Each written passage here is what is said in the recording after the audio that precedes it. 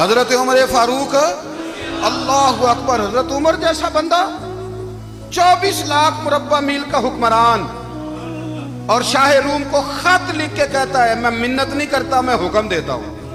اتنا تگڑا بندہ. جنگ قادسیہ کے لیے حضرت سعد بن ابی وقاص کو بھیجا. فتوح شام پڑھ کے دیکھیں. حضرت عمر بڑے پریشان ہیں.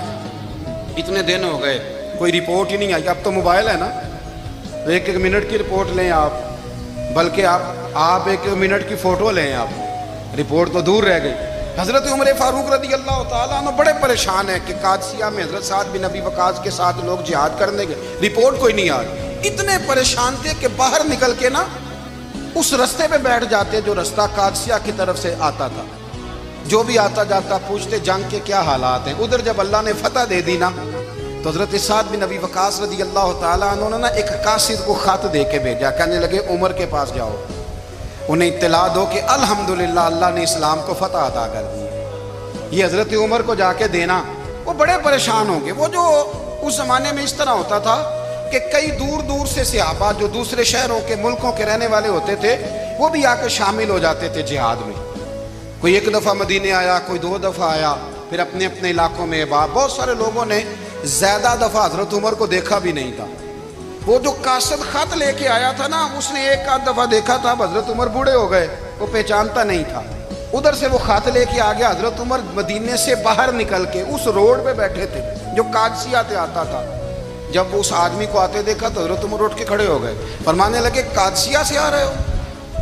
وہ کیا کہتا ہے؟ پھٹے پرانے کپڑے, ٹوٹے ہوئے جوتے, سر پہ پرانی پگڑی. کہنے لگے غلام مدینے کے رہنے والے ہو؟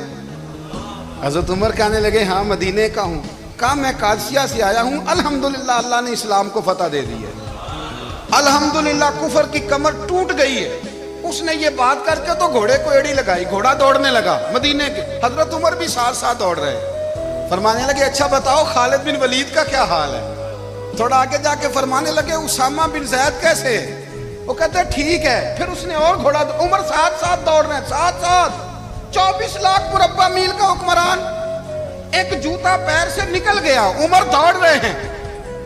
آگے جا کے پوچھتے ہیں سعد بن ابی وقاص کا کیا حال ہے؟ کہ حضور وہ بھی ٹھیک ہے.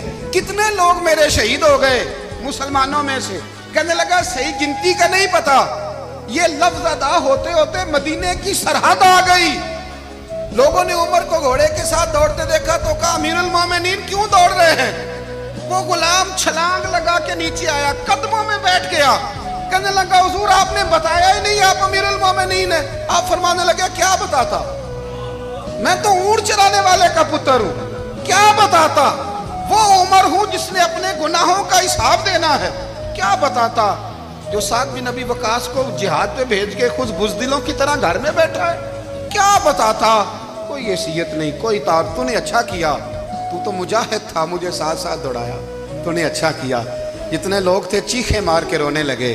حضرت فاروق اعظم سے کہنے لگے عمر جب تک تیرے جلوے رہیں گے اللہ کامیابیاں ہی عطا فرمائے گا, جب تک تیرا رنگ رہے گا اللہ تعالیٰ نوازتا ہی رہے گا.